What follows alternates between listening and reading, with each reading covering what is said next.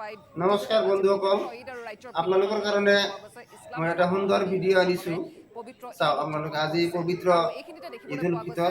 আজি আমাৰ সমগ্ৰ ইছলাম ধৰ্ম যিসকলে বিশ্বাস কৰে তেওঁসকলৰ পবিত্ৰ দিন। আজিৰ দিনটো পবিত্ৰ ঈদত নামাজ পঢ়ি আল্লাহৰ ওচৰত আমি দোৱা প্ৰাৰ্থনা কৰিম। কিন্তু ৰাজনীতিৰ কাৰণে চাওকচোন, দুজন মানুহ স্ক্ৰীণত চাওক, শুভেচ্ছা বাৰ্তা দিয়াও আমি দেখিবলৈ পাইছো, যিহেতু আজি তেওঁলোকে জানো নামাজ পঢ়িব পাৰে। প্ৰান্তত ঈদ উদযাপন কৰিছে। তাৰ লগতে চাওক, এজনে মোৰ মানে চিজদা এটা দিব নোৱাৰে, তেওঁলোকক মাতি আনি পেলাই আমাৰ ঈদগাহৰ প্ৰথম লাইনত থিয় কৰাই, আৰু বাকী যিসকল নামাজি আছে আমাৰ, একেলগে আদায় কৰিলে নামাজ। চাওকচোন, আৰু দুই গগৈয়ে পৰিধান কৰিলে ইছলামৰ ধৰ্মীয় টুপি।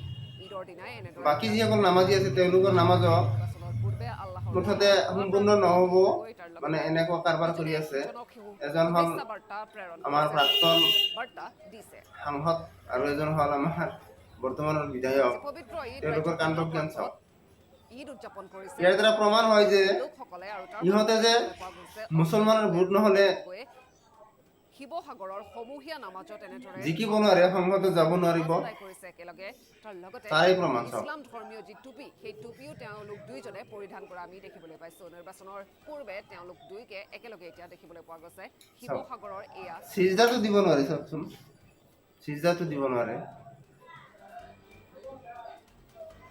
ঈদৰ দিনাই দুই গগৈ একেলগে আদায় কৰিলে। তেওঁলোকক কোনে মাতি আনি মানে সমূহীয়া নামাজত অংশগ্ৰহণ গৌৰৱ গগৈ আৰু অখিল গগৈ নামাজত থিয় কৰাই। মুছলমানৰ লগত একেলগে আদায় ইয়াতে কৰিলে। কি জানে নামাজৰ বিষয়ে, কি জানে ইছলামৰ ধৰ্মীয় টুপি, যিহেতু আজি ইছলাম ধৰ্মাৱলম্বী নামাজৰ বিষয়ে ইয়াতে কি জানে।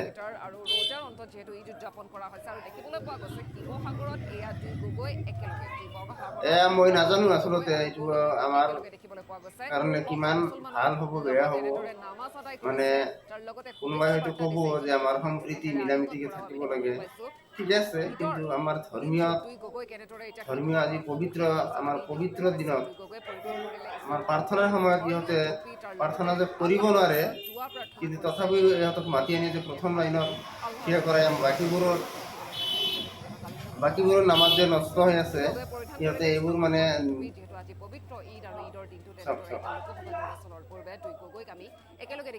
বিশেষ মই নকওঁ।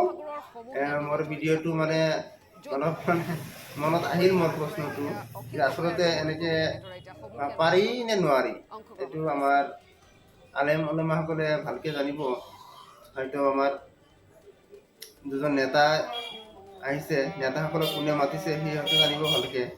আশা ৰাখিছোঁ এই ভিডিঅ'ৰ জৰিয়তে মই এটা ভাল স্পষ্টীকৰণ পাম।